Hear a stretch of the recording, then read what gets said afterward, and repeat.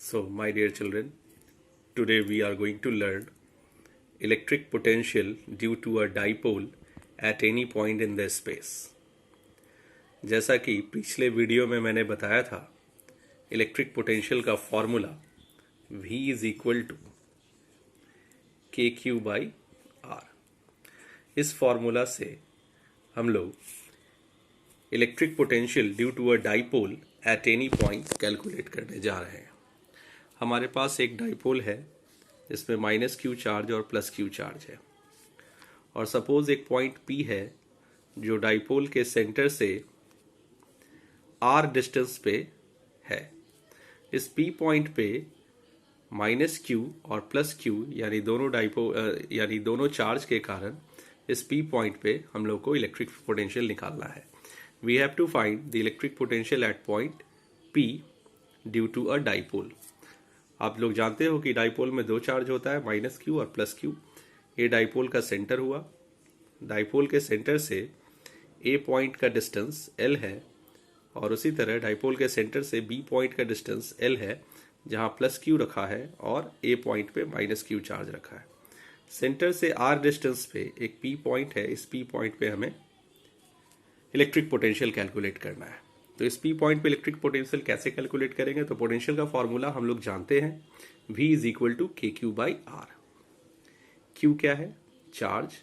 Are क्या है? Position of the point from the charge. Charge से पॉइंट का पोजीशन।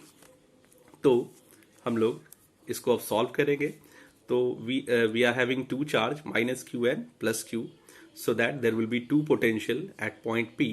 यानी हमारे पास एक चार्ज माइनस क्यू है और एक चार्ज प्लस क्यू है। तो इस P पॉइंट पे दो पोटेंशियल होगा, एक माइनस क्यू के कारण और एक प्लस क्यू के कारण।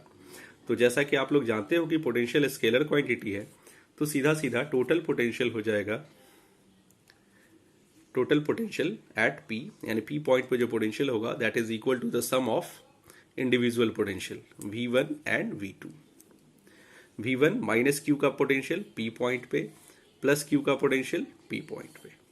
तो V1 प्लस V2। V1 किसके कारण? तो माइनस क्यू के कारण। ये कितना हुआ? तो माइनस के क्यू बाई डिस्टेंस। डिस्टेंस कहाँ से कहाँ लेंगे? तो A से P तक लेंगे। आप ये डॉटेड लाइन देख रहे हो, A से P तक का distance k Q by r. इस फॉर्मूला से हम लोग यहाँ लिख सकते हैं माइनस के Q by A p. Similarly V2 is the potential due to charge plus q. Plus q के कारण इस P पॉइंट पे पोटेंशियल कितना होगा? तो डिस्टेंस हम लोग कौन सा लेंगे? B से P तक का डिस्टेंस लेंगे। तो यहाँ पे हो जाएगा plus K Q by B P. अब इन दोनों को ऐड कर देंगे क्योंकि पोटेंशियल स्केलर क्वांटिटी है। अब हमारे पास टास्क है AP और BP का डिस्टेंस निकालना। मीन्स AP साइड और BP साइड का लेंथ कितना है ये हमें कैलकुलेट करना है। हम लोग को दिया हुआ है O से P तक का लेंथ R, और ये L लेंथ दिया हुआ है और ये L लेंथ दिया है। Means we have to find AP and BP in terms of R and L। इन दोनों के टर्म्स में निकालना है। हमने माना क्या है कि थीटा एंगल पे कोई पॉइंट है, यानी डाइपोल जो है, डाइपोल के सेंटर से पॉइंट जो है, जितना भी डिस्टेंस बना रहा है, जितना भी डिस्टेंस पे है, वो डाइपोल के एक्सिस से वो पोजीशन वेक्टर थीटा एंगल बना रहा है। ये हमने एज्यूम किया है, ये हमने माना है। तो अब हम लोग क्या करेंगे? एक कंस्ट्रक्शन करेंगे। हम लोग को AP और BP का साइड निकालना है, AP का लेंथ निकालना है और BP का लेंथ निकालना है। इसको निकालने के लिए, चूंकि ये स्केलन ट्रायंगल है, तो इसको निकालने के लिए दो तीन मेथड है, लेकिन सबसे आसान मेथड मैं आपको बताने जा रहा हूं। आप क्या करोगे? इस लाइन को पीछे प्रोसीड करोगे। पीछे प्रोसीड करने के बाद पॉइंट A से इस लाइन पे एक परपेंडिकुलर ड्रॉ करेंगे।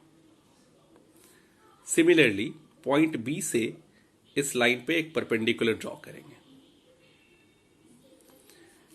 तो A से हमने A डैश परपेंडिकुलर ड्रॉ किया, B से हमने B डैश परपेंडिकुलर ड्रॉ किया। ठीक है।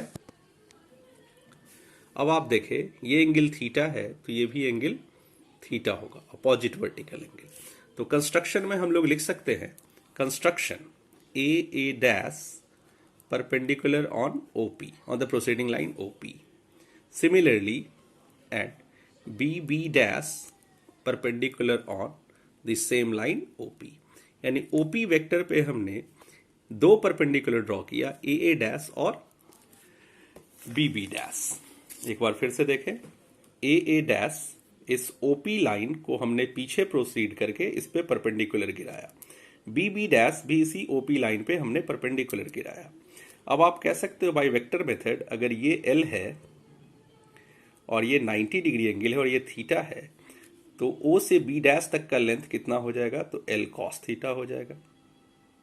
सिमिलरली ये अगर एल है और ये थीटा है, ये राइट एंगल ट्रायंगल है, ए डैश ओ, तो ये हाइपोटेनस हो गया, तो ये बेस हो गया, तो बेस कंपोनेंट कितना होता है, एल कॉस थीटा। तो आप देख सकते हो कि ओ से बी डैश तक का लेंथ एल कॉस थीटा हुआ और ओ से ए डैश तक का भी लेंथ एल कॉस थीटा हुआ। तो it can be written as o A dash is equal to o b dash and that is equal to l cos theta. यानी आप सेंटर से ए डैश तक का लेंथ भी देख लो, एल कॉस थीटा है, और ओ से बी डैश तक का भी लेंथ एल कॉस थीटा है। अब हम लोग एक कंडीशन लेते हैं, एक कंडीशन ये जानते हैं हम लोग, since l is very much less than r for small dipole. Small dipole, small dipole के लिए एल जो है वो बहुत ही छोटा माना जाता है आर से।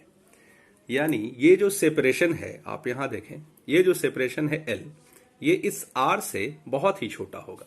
अगर ऐसा होगा तो ओ पॉइंट और ए पॉइंट एक दूसरे के बहुत ही करीब होगा, यानी ए डैश और ए भी एक दूसरे के बहुत ही करीब होगा। ये दोनों पॉइंट एक दूसरे के बहुत ही नजदीक होगा, ए और ए डैश। सिमिलरली बी और बी डैश पॉइंट भी एक दूसरे के बहुत ही पास होगा। तो बी से पी तक का डिस्टेंस और बी डैश से पी तक का डिस्टेंस सेम माना जाएगा अप्रॉक्सीमेटली, और ए से पी तक का डिस्टेंस और ए डैश से पी तक का डिस्टेंस भी सेम माना जाएगा अप्रॉक्सीमेटली।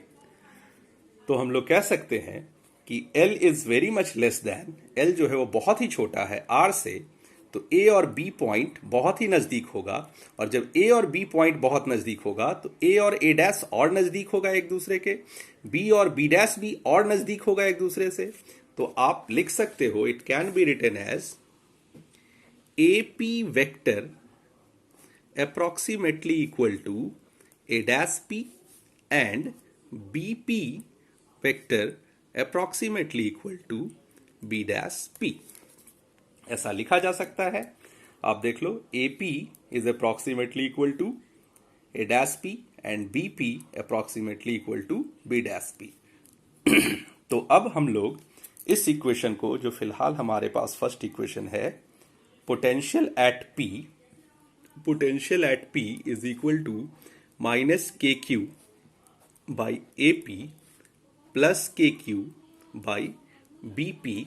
इसके जगह अब हम लोग ये लिख सकते हैं, माइनस के क्यू, ए पी के जगह अब हम लोग ए डैश पी लिख सकते हैं, और बी पी के जगह हम लोग बी डैश पी लिख सकते हैं।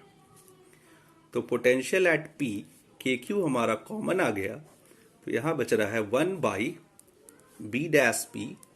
यहां से हम लोग के क्यू कॉमन ले लिए, तो 1 बाई बी डैश पी, और यहां बचेगा minus 1 by A dash P. अब हम लोग बी डैश पी कितना है और ए डैश पी कितना है ये कैसे देखेंगे? तो बी डैश पी हमारे पास बी डैश पी, सो बी डैश से पी तक का लेंथ कितना होगा? तो आप देखो, ओ से पी तक का लेंथ कितना माने हैं हम लोग? आर माने हैं, और यहां ओ से बी डैश कितना है? तो एल कॉस थीटा। तो बचा हुआ ये लेंथ कितना हो जाएगा? तो r minus L cos theta. तो पी डैश पी हो जाएगा r minus L cos theta. Similarly a dash P कितना हो जाएगा? तो are plus L cos theta. यहां देखिए आप लोग, ए डैश से पी तक का लेंथ कितना होगा? तो A dash P O P plus O A dash है, तो ओ ए डैश कितना है? तो एल कॉस थीटा।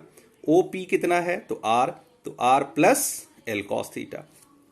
यहां हमने लिखा R plus L cos theta. B dash P कितना हो गया? R minus L cos theta. तो अब above equation can be written as K Q 1 by R minus L cos theta minus 1 by r plus L cos theta, ऐसा हम लोग लिख सकते हैं।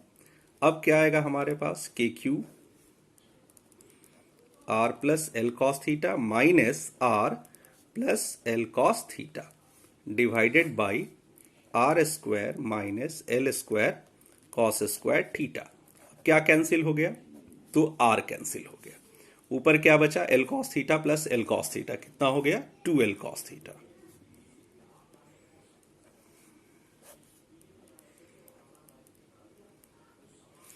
अब आप देखिए Q इंटू 2l क्या होता है, तो डाइपोल मोमेंट होता है, सिंस Q इंटू 2l, इसको हम लोग डाइपोल मोमेंट कहते हैं।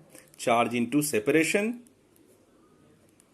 Kp cos theta by r square minus l square cos square theta. तो ये इक्वेशन आ गया। अब हमें पता है since L is very much less than R, therefore L tends to 0। L को आप 0 करो तो it becomes Kp cos theta by r square, इतना वोल्ट।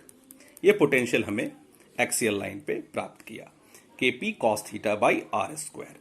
अगर पोटेंशियल एक्सियल लाइन की बात किया जाए, अगर एक्सियल लाइन पे अगर हम आए तो पोटेंशियल के लिए थीटा कितना डिग्री हो जाएगा, 0 डिग्री हो जाएगा। ये फर्स्ट केस हम लोग ले रहे हैं। अगर ये पॉइंट एक्सियल लाइन पे आ जाए, यानी यहां आ जाए, तो ये पॉइंट अगर यहां आ जाता है तो ये थीटा घटते घटते घटते घटते क्या हो जाएगा, 0 डिग्री हो जाएगा। तो पोटेंशियल एक्सियल लाइन पे क्या हो जाएगा, Kp cos 0 degree by r square, और ये हो जाएगा Kp बाई आर स्क्वायर। और दूसरा केस अगर हम लेते हैं थीटा को 90 डिग्री, तो ये कहां पे आ जाएगा, पोटेंशियल एट इक्वेटर। तो ये हो जाएगा Kp cos 90 degree by r square, और कॉस 90 क्या होता है, 0। तो पोटेंशियल एट इक्वेटोरियल लाइन 0 हो जाएगा, और potential at axial line Kp by r square इतना वोल्ट हो जाएगा। तो आप लोग समझ गए, ये जनरल फॉर्मूला हुआ at any point in the space due to dipole, potential at any point in the space.